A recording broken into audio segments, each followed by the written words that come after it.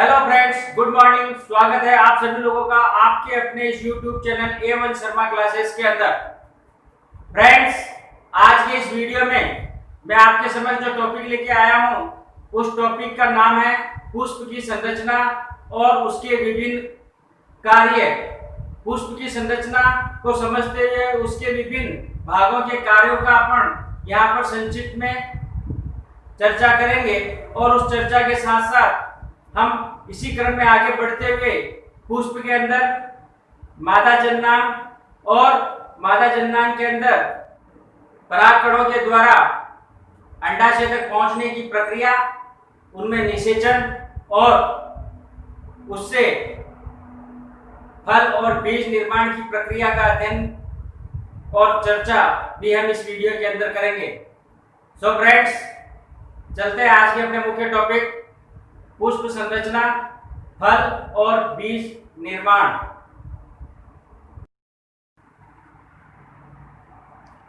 किसी भी पौधे में फूल, पुष्प उसकी जनन संरचना होती है। एक फूल की जैविक क्रिया है कि वह पुरुष शुक्राणु व मादा बीजाणु के संग के लिए मध्यस्थता करे। यह प्रक्रिया परागण से शुरू होती है, जिसका अनुसरण गर्भाधान से होता है, जो बीज के निर्माण में खत्म होती है। पुष्प के द्वारा निर्मित फल में उपस्थित बीज द्वारा विशेष प्रजाति दूसरे भूभागों में विसर्जित होती है। एक पौधे पर फूल के जमाव को पुष्पन कहा जाता है, अर्थात पौधे पर एक साथ गुच्छ के रूप में फूलों का उदय होना पुष्पन कहलाता है। पराग को प्रोत्साहित करने के लिए प्रत्येक पुष्प की अपनी विशेष प्रकार की संरचना होती है।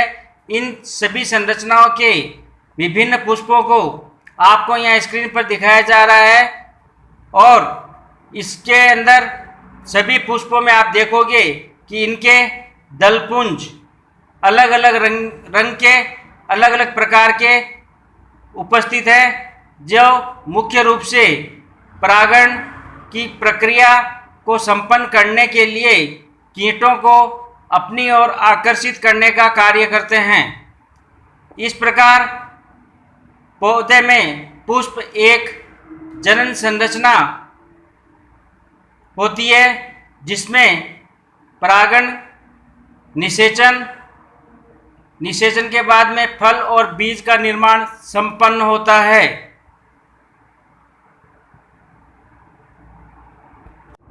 यहाँ पर हम पुष्प के द्वारा क्या क्या कार्य या क्या क्या क्रिया संपन्न होती है, उस पर एक संक्षिप्त चर्चा करेंगे, क्योंकि वैसे सभी लोग जानते हैं कि पुष्प के क्या कार्य होते हैं, लेकिन जब अचानक से कोई क्वेश्चन पूछा जाता है तो हम उसका उत्तर देने में सक्षम नहीं हो पाते, क्योंकि उसके कार्य क्रमबद्ध रूप से हमको ध्यान में नहीं रहते। इसलिए यहाँ पर मैंने पुष्प के कुछ सामान्य कार्यों को क्रमबद्ध करने का प्रयास किया है, जिसमें सबसे पहला जो कार्य होता है, पुष्प हमेशा जैसे माना जाता है कि फूल पादप के अंदर पुष्प एक जनन संरचना होती है, तो जनन संरचना होने के कारण यह नर और मादा जननांगों को धारण करता है। दूसरा इसका मुख्य कार्य होता है कि जब वह नर और मादा जननांगों को यह धारण करता है, तो पुष्प के द्वारा ही नर युग्मक और मादा युग्मक का निर्माण भी इसी पुष्प के द्वारा संपन्न होता है। उसके बाद तीसरा जो इसका कार्य है, उसके अंदर विपरीत लिंगी युग्मकों का संयोजन करवाना पुष्प का यह मुख्य और विशेष कार्य होता है कि विपरीत दोनों लिंग होते हैं, उन लिंगों को आपस में संयोजित करवाना, यानी कि निषेचन की क्रिया को संपन्न करना। फिर निषेचन की क्रिया जब पुष्प के अंदर संपन्न हो जाती है, तो उसके बाद फल का निर्माण करना और फल के बाद बीज का फल के अंदर निर्माण करना, यह पुष्प का मुख्य कार्य होता है। और साधारण कार्यों के अंदर हम देखते हैं तो पुष्प के जैसे अलग अलग रंग होते हैं, अलग अलग रंगों का मुख्य कारण यह होता है कि वो कीटों को अपनी ओर आकर्षित करते हैं अपनी सुगंध से, अपने रंगों से। तो परागण की जो क्रिया होती है वहाँ शीघ्रता से वो संपन्न हो जाती है। तो यह भी एक पुष्प के कार्य के अंदर दर्शाया जा सकता है कि कीटों को परागण के लिए अपनी ओर आकर्षित करना। यहाँ पर बोर्ड पर आपको कुछ पुष्प के विभिन्न भागों के बारे में बताते हुए उसके विभिन्न कार्य के बारे में दर्शाया गया है।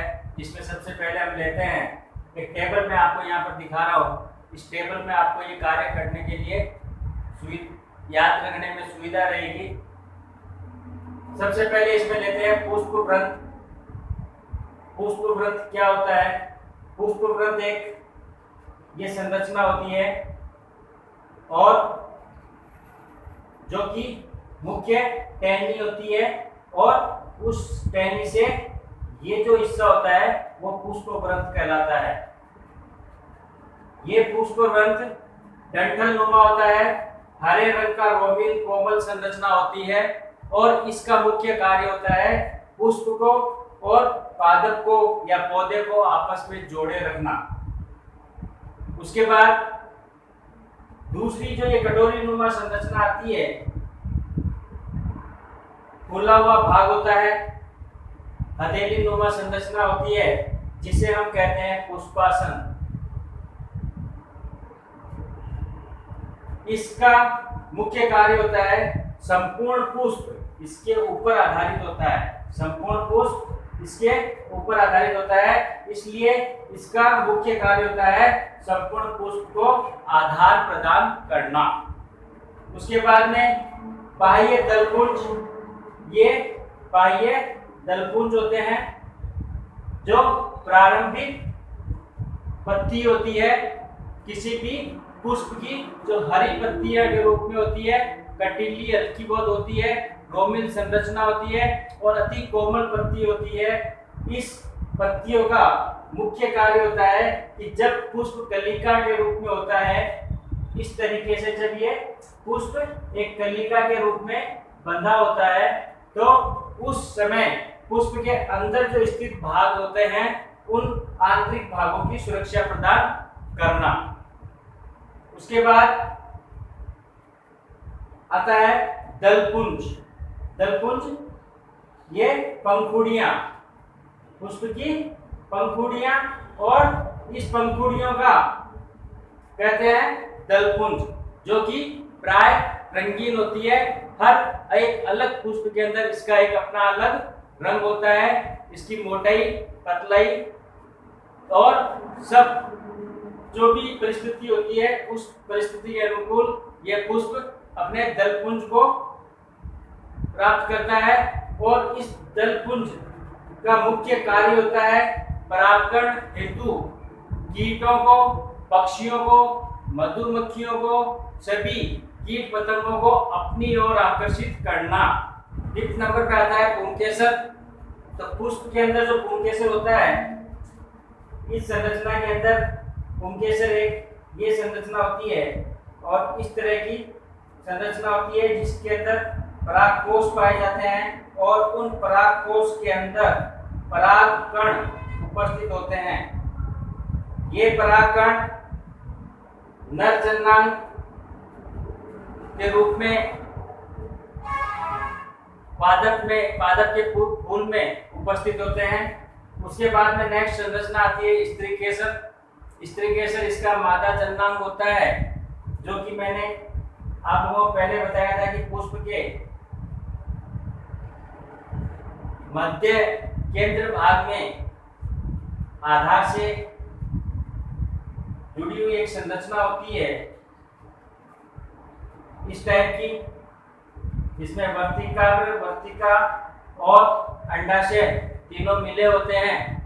इसके अंदर अंडाशय और बीजांड दोनों उपस्थित होते हैं।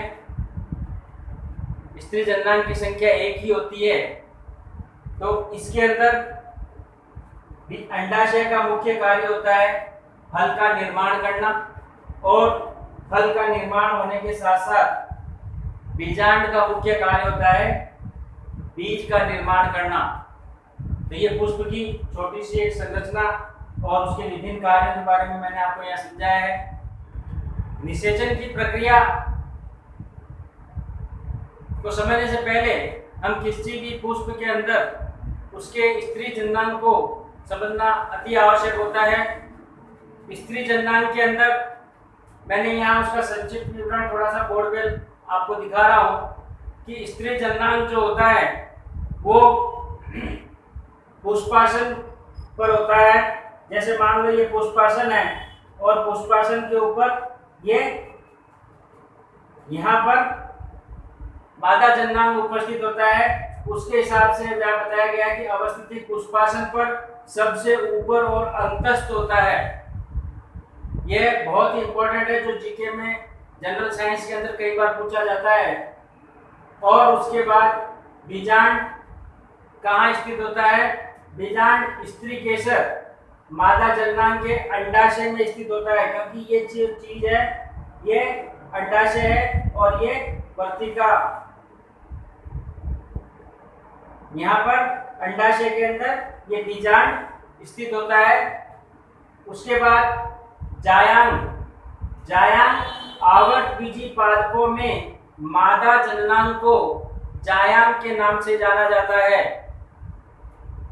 अंडक जायांग के प्रत्येक सदस्य को अंडक कहा जाता है और अंडक के अलग अलग भाग होते हैं, जिसमें सबसे पहले वर्तिकाग्र, फिर वर्तिका, फिर अंडाशय और अंडाशय के अंदर बीजांडासन और बीजांड व्रत। इसका संपूर्ण अध्ययन मैं आपको बोर्ड के ऊपर चित्र के द्वारा समझाने का प्रयास कर रहा हूं। बोर्ड पर आपको मादा जन्नांग का एक संपूर्ण चित्र दिखाई दे रहा है। संपूर्ण चित्र के अंदर जो ऊपर का भाग होता है वो वर्तिकाग्र कहलाता है। वर्तिकाग्र फूला हुआ गोलाकार चपटी संरचना होती है।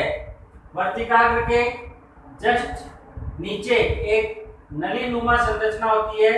ये नलीनुमा संरचना वर्तिका कहलाती है, जो कि कोमल एक तंतु के समान होती है। और इस नलीनुमा वर्तिका का जो आप देख रहे हो, इस नलीनुमा वर्तिका का शीर्ष भाग वर्तिकाग्र से जुड़ा होता है और निम्न भाग जो होता है वो अंडाशय से जुड़ा होता है।